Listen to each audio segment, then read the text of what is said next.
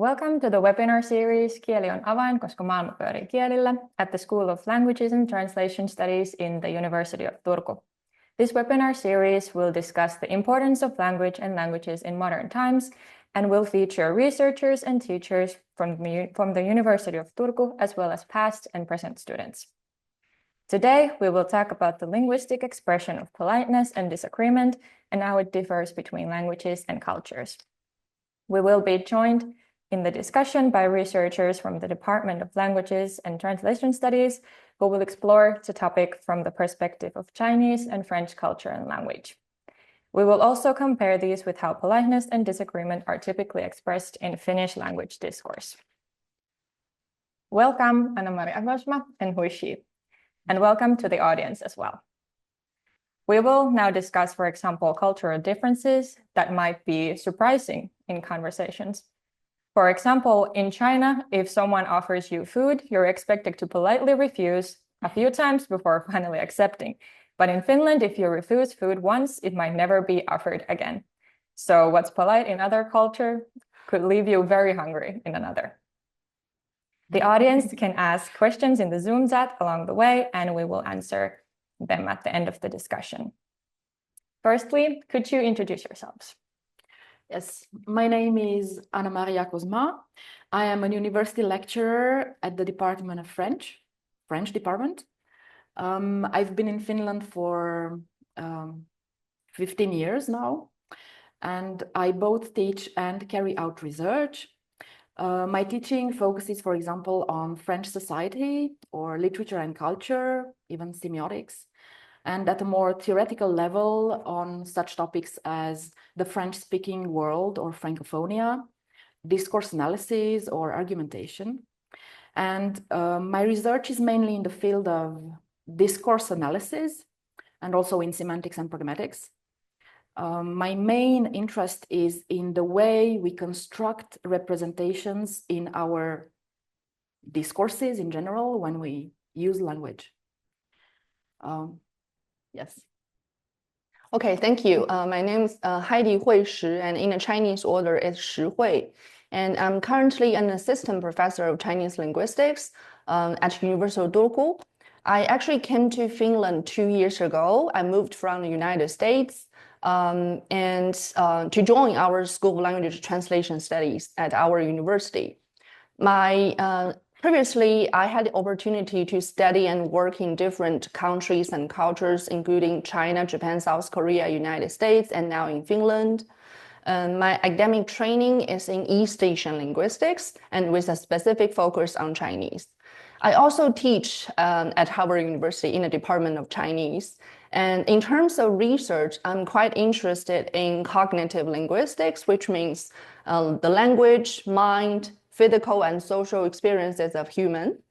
And also I work with corpus data. I do corpus linguistics, which is related to how I use machine readable data sets for language for analyzing. And in the recent years, I'm quite interested in researching language used on social media, which is about digital language. And I'm very happy today to join you two and to have this kind of interesting discussions about how politeness and disagreement are navigated in different languages and cultures. Thank you. Thank you for the introduction. Moving on to the next question then. Why is communication with other people from other cultures sometimes so difficult? Yeah, I think that's a very interesting question. And it is a complicated one, actually, because there are a lot of factors that may contribute to this difficulty that we perceive. But generally speaking, it can be understood through these perspectives. The first one could be different social conventions, different cultural norms, as well as different expectations towards each other.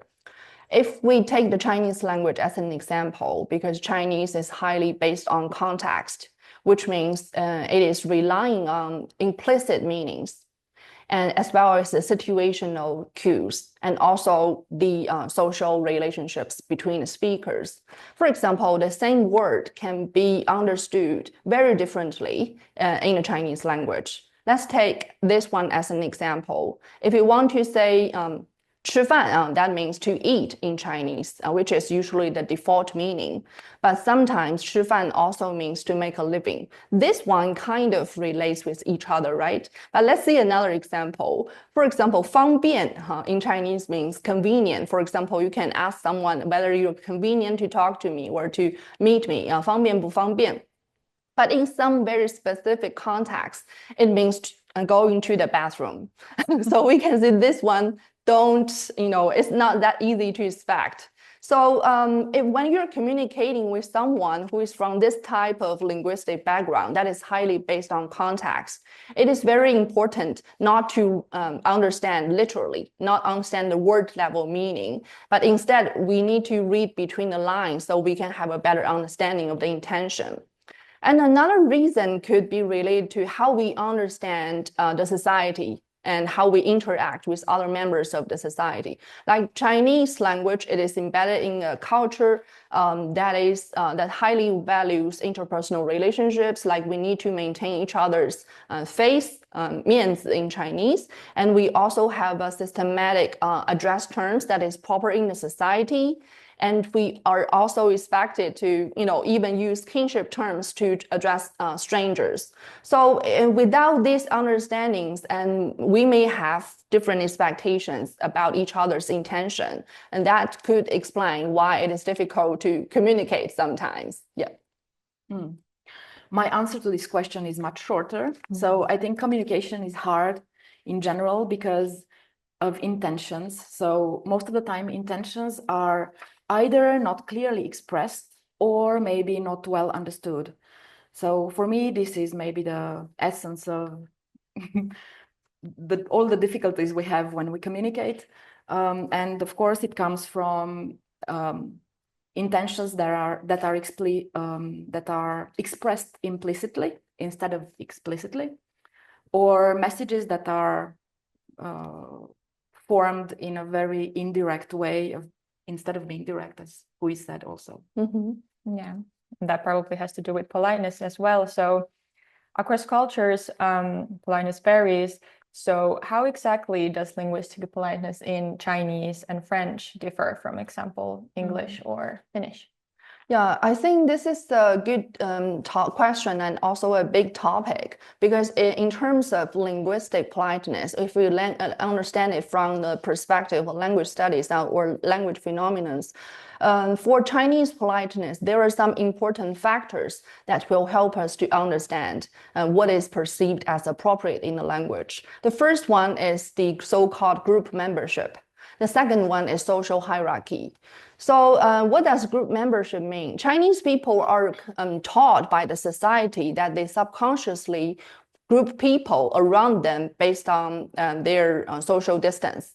Whether it is an in-group member, usually they're the close family members or friends or the significant other and so on. And someone you feel open to. Or some so-called out-group members, for example, acquaintances you are not quite familiar or strangers in the street. So Chinese people adopt different strategies when they are interacting with different group members.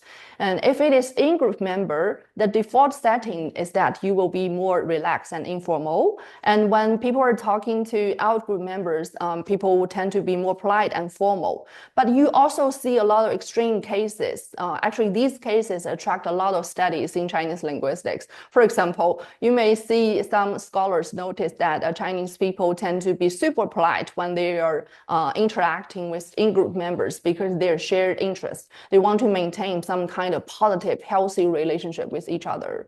And they also, Chinese speakers also observed to be very rude or impolite to strangers because there's nothing to lose for them and there's less the kind of social obligation. So we can see people have this kind of group identity in their mind when they're communicating with each other. And the second concept is the social hierarchy, because Chinese is also a society that is influenced by Confucianism. Therefore, in the society, we have invisible hands that shows us, the ranking of the people around us, whether you need to be more respected, or you can interact as equal, or you're expected to be more respected by the others. So we have this kind of concept. And for example, in Chinese, Japanese, and Korean, and when a student addresses his or her teacher, they can never call by their first name. The first name of the teacher is not addressed by you. So by default, you will call them last name plus the word teacher in language. Like in my case, my last name is Shi, which means stone, and the word teacher in Chinese is 老师, so the students will call me 石老师, and the Korean students will call me Sok Sensei, and Japanese students will call me Ishi Sensei, something like that. So as we can see here, people navigate politeness in the Chinese language because they need to really read the air. They need to know their own position in the hierarchy or in the specific group. So we can see there's vertical and also horizontal, this kind of ranking and different categories so that you know how to behave properly. It takes time to learn and also to observe. It's a little bit complicated for the other cultures where people value more egalitarian interaction and patterns. So it's quite different. Yeah. Mm. And in France, of course, politeness is very important, as it is everywhere. I would say that it is extremely important to verbally express things. So it will not be enough if you only smile to someone. As a greeting, you will really have to greet verbally or to thank verbally, to say, when you ask for something, you will have to say, s'il vous plaît, so on. So these are important things to do. Express verbally whatever you have to express. And I mean, these interactional words like thank you and please. And then another thing that is really very important is to speak from a lower position when you are in a lower position.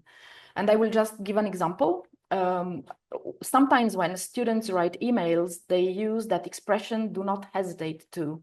I think, so of course in French, I think this expression is used in English and probably in Finnish too. And they do not realize that that's not an expression to be used from a lower position.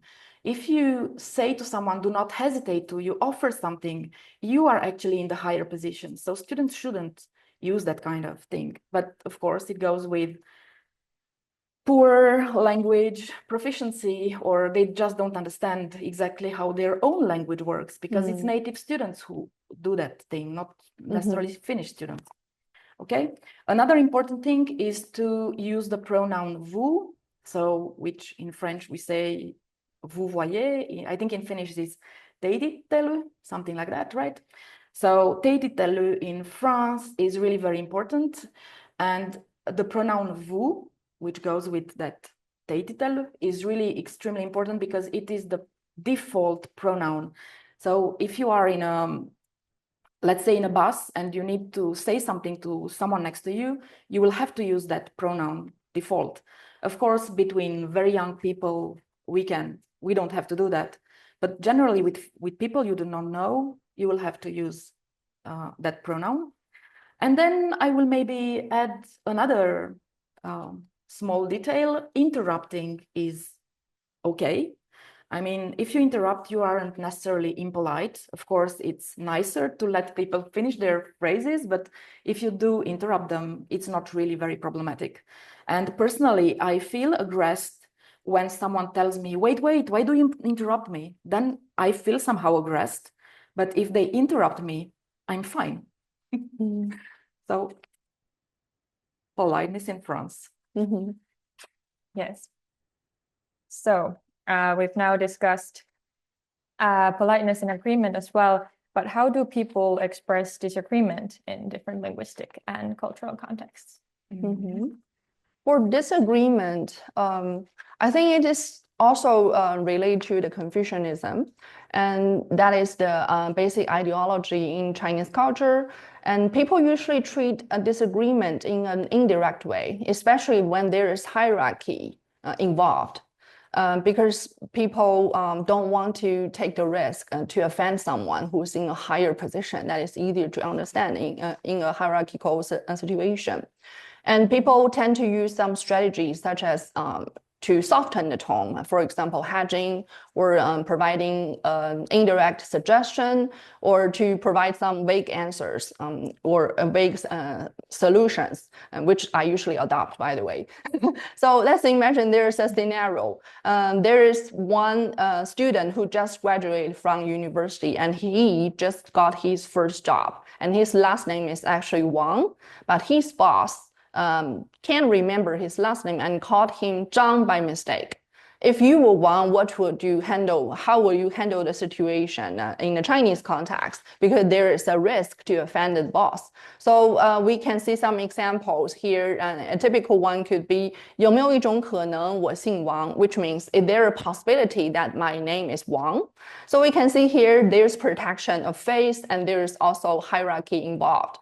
But long story short, those are traditional and conventional way of showing disagreement in Chinese culture. But nowadays, there is growing trend that younger people are treating disagreement in a different way. We can see on the social media, a lot of people are talking about how they observed the Gen Z. In Chinese, we call them 00后 because they were born after the 2000s. They are actually having very different attitude about how to how to express their disagreement, especially at workplace. Some people even say that they are overthrowing the existing workplace culture in China. I think it is quite interesting that many people pointed out on the internet because the Chinese Gen Z, 00后, they have more self-awareness. And this could possibly be an identification that there is a trend of shifting from the collective culture to the individualism, where people value more of the personal opinions. So people will treat disagreement in a more openly and more direct way. So it's quite interesting. We can see from this example that although there are some conventions in a society and default way to do it, but the society is changing and languages are also changing. There's nothing always stable, especially mediated by the social media and digital technology. Yeah. And disagreement in France is quite different from what Hui said about China. And of course, there are many ways of disagreeing. We can disagree in more or less aggressive ways, of course. But I would rather like to focus on accepting disagreement. So is it okay to disagree? And in France, for instance, disagreement is not a problem, and it is very widely accepted. It is okay not to agree with the others. And from my experience here in Finland, I see that when we have meetings with colleagues, both French colleagues and Finnish colleagues, it is generally the French ones who dare to mention problems or issues that might cause some tensions or disagreement. At least this is my feeling. And I would say that in France we have what is called the culture of debate, or the debate culture. So the idea is to gather as many opinions as possible, and of course disagreeing opinions. The idea is not necessarily to agree in the end. At the end, we do not necessarily need to negotiate and compromise in order to agree. We just stay with the disagreement, and that is okay. Even in family dinners, we can debate on lots of things, disagree together, and this doesn't mean that we are angry at the end. So do not think that disagreement, when you are in such a situation, do not take it personally. Yes. As this discussion has demonstrated, misunderstandings happen, and that's why it is important to recognize what the cultural context is in a discussion so we can become better communicators. Sometimes trying to be polite can come across as rude, and disagreement might be more fruitful than finding common ground. So next time you're learning a new language or talking to someone from another culture, remember how we say things can be as important as what we say. If you feel like someone is being impolite with their words, take a pause to consider that it might be due to cultural differences in language use, and there is no intention to cause conflict between you and them. Thank you very much for the discussion thus far. Now we can move on to the questions from the audience. Are there questions for us, Hanna? Yeah, we have some interesting questions. The first one is, why can some people with different linguistic and cultural background seem aggressive to others? Yeah, I think this is a quite interesting question.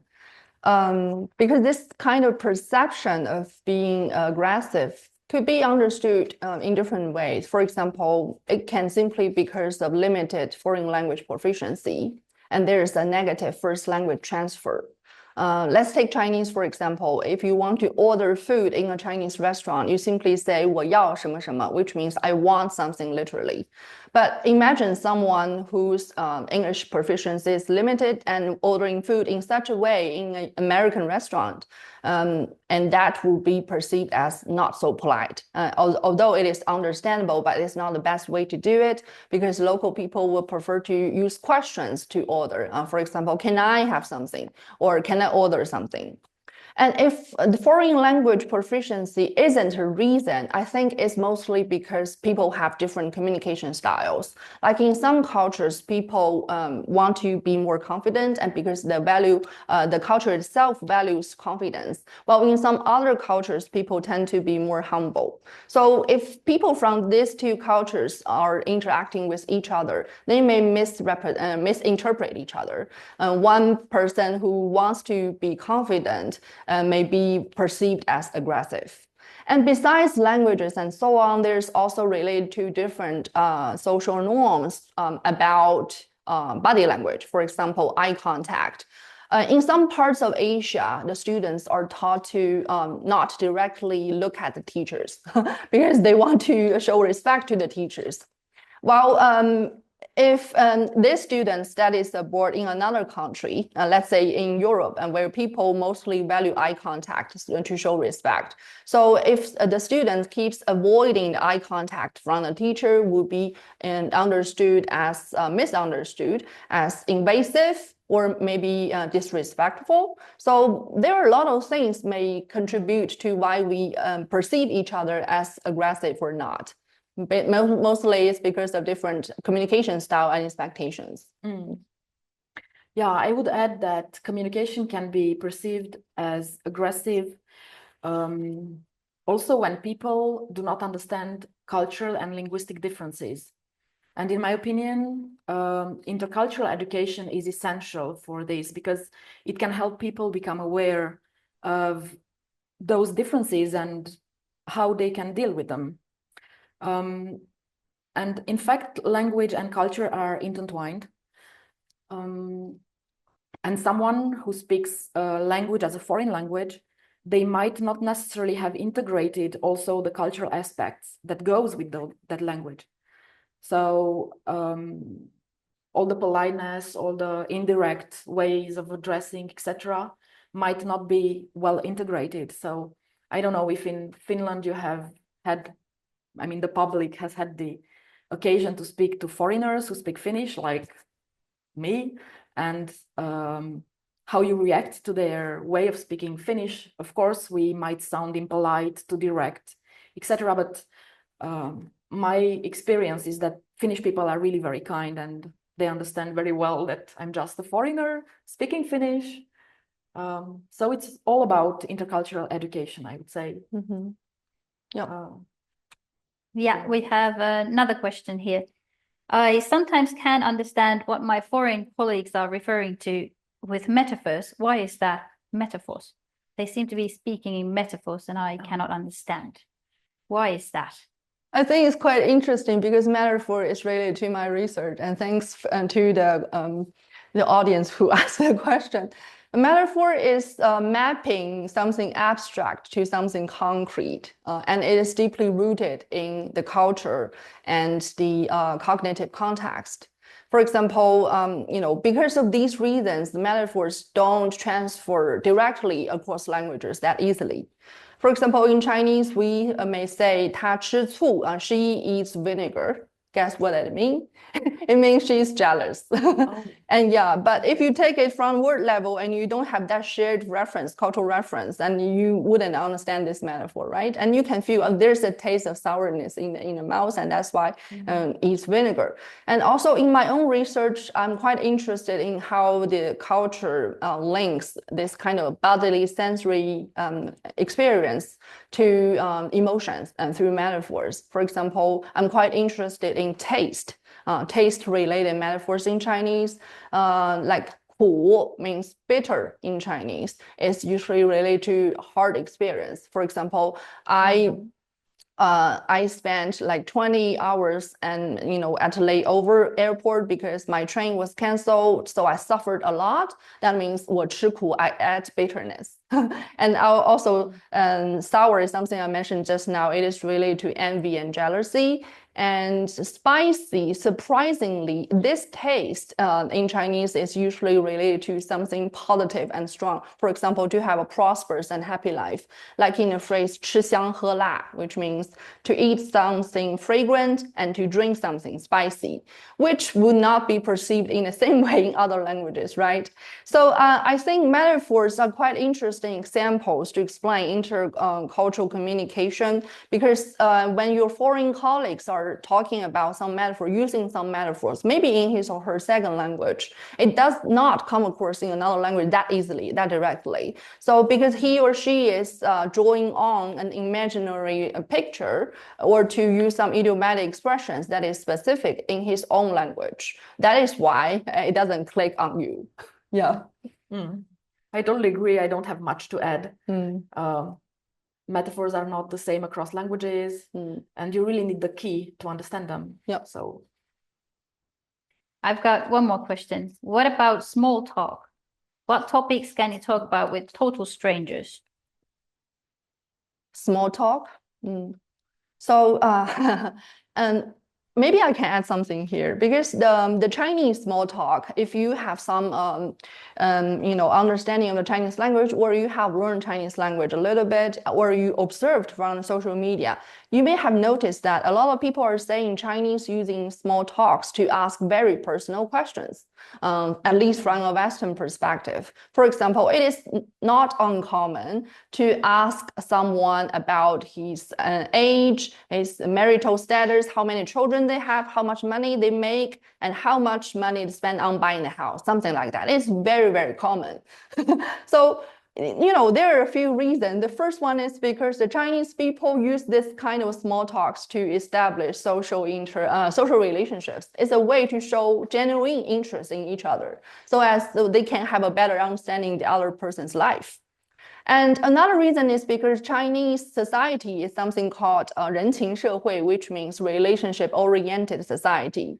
People prefer to gather information through talking to other human beings directly. Small talk is also a way to gather information that you may find helpful for you. I have an example here. Like the other time, I was traveling back to my hometown from the United States, and I was on a high-speed train. There was a middle-aged man sitting next to me, and we met each other just within 20 minutes. And after knowing that I worked in the US, and he started asking about my salary directly. I didn't feel that upset at the moment, but indeed, there was some kind of cultural shock, counter-cultural shock, because I understood that he was simply gathering information that may be useful for him. But if someone who is not familiar with the Chinese culture, they may interpret in a different way. So, small talks really has a lot to do with how people use this linguistic strategy as a channel to achieve some social goals or to have other functions in their lives. Yeah. Whereas in France, I would say it works more like in Finland. So you can just talk about maybe non-personal issues or stuff, and of course things that are connected to the direct environment in which people are communicating. So yeah, thank you to the speakers and the audience, and thank you for the questions as well. Webinaarisarjan tallenteet ovat nähtävillä Turun yliopiston YouTube-kanavalla ja tulevista teemoista tiedotetaan eri alustoilla, kuten LinkedInissä ja Instagramissa ja tietysti myös Turun yliopiston verkkosivuilla. Turun yliopiston kieliaineiden hakukohteisiin voi tutustua tarkemmin laitoksen kotisivuilla. Linkki sivuille löytyy chatista. Kotisivujen kautta pääsee selaamaan eri oppiaineiden kuvauksia. Sivuilta löytyy myös suorat linkit hakukohteiden kuvauksiin opintopolku.fi-sivustolle.